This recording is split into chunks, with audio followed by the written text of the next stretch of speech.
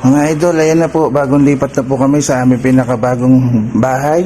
Itutur ko po kayo sa aming bagong bahay. Bumili po kami ng magandang patungan ng TV, napakaganda po nito. Napakamahal po, mga idol. Kaya yung patungan namin na binaha, mga idol, itatapon na namin yan. Marami po kaming pera, mga idol, kaya bumili po kami magandang patungan. Ano sinabi ng mga patungan dyan ng mayayaman?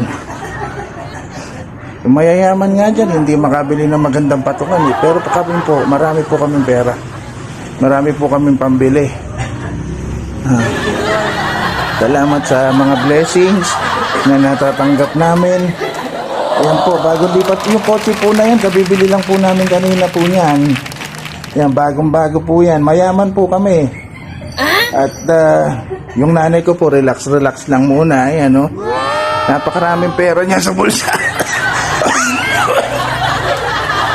Yung kapatid ko po, hindi na ako kumuha ng katulong. Binayaran ko na po ng 1,000,000 yan para magtrabaho sa bahay lang. In-advance ko na po yung bayad sa kanya. Yan po, mga idol.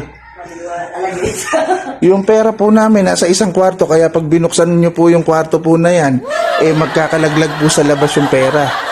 Kaya pag lagi po nakasarado, dapat po yan. Ano, mga idol? Mga idol, iayos lang namin to, mga idol. At yung pera namin pala, gulo-gulo pala muna itong pera dyan, no? Iayos natin ng mga idol, ha? Sige lang, mga idol, maraming salamat, mga idol. Siguro bukas, mga idol, punta mo. Mga idol, baka bukas magpa-doktor muna ako, mga idol, sa pinakamahal na ospital, mga idol, para gumaling ka agad ako. Tsaka yung pinakamahal na doktor, mga idol, lang aming kukuhanin, ano,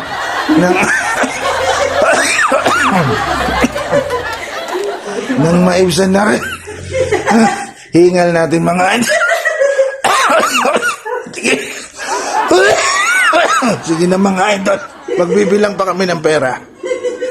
Idol, muntik pang mabagsak yung TV namin. Napakamahal ng bili ko rin. Kabibili ko lang nito kanina, mga idol. Nasa, ewan ko ba, 45,000 yata o 50,000 kung kaliit-liit na TV eh. Kasi mga idol, Samsung yan, branded yan, mga idol.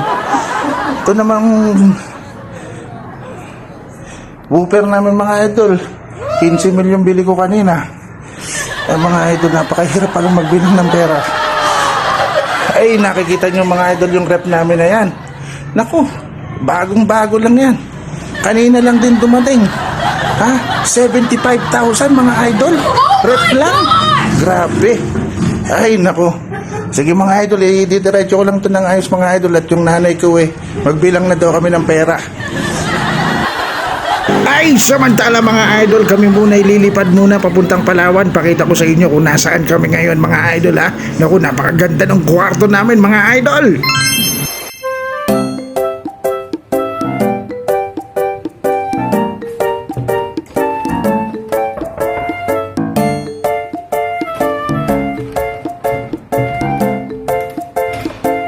Oops, binuksan ako ni Bayaw. Hello, Bayaw. That's my brother with no question. We're in Palawan. Ito, mga idol, ang aming room. Wow, napakaganda ng aming backyard. Yan yung pinaka-terrace namin sa likod, idol. Tignan mo naman. Grabe. Ang sarap sa ganitong klase ng buhay, ano, mga idol. Kanya lang ang buhay, idol. Relax lang mayaman tayo. Yung mga iba dyan na mayaman daw, hindi makapag-relax. Puro problema ang iniisip sa buhay, ano. Puro iniisip nila yung mga pinagkakautangan nila. Yung mga may utang sa kanila pala, mga iniisip nila sa buhay nila. Hindi man lang sila makapag-relax.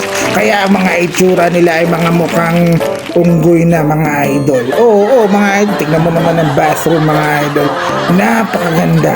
Ang sarap maligo. Kahit maghapon ka, magdamag sa bathroom na yan.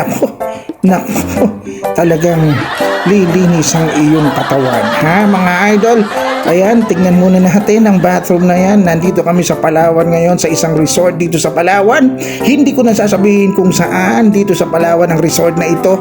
Hindi naman nag-sponsor namin. Hindi naman nag-sponsor sa amin to, mga idol. Kaya hayaan nyo na ha. Ayan, no? Yan ang pinakalikuran namin. Wow, napakaganda. Napaka-blue ng dagat. Tingnan nyo naman ang mga puno ng nyog na sana'y walang mabagsakan kapahabang sila'y nagsasunbathing dyan sa ilalim ng mga puno na yan ng buko o nyog na yan. Ano? Mga idol, wow! I love Palawan, mga idol. Maya-maya, syempre, lunch muna kami.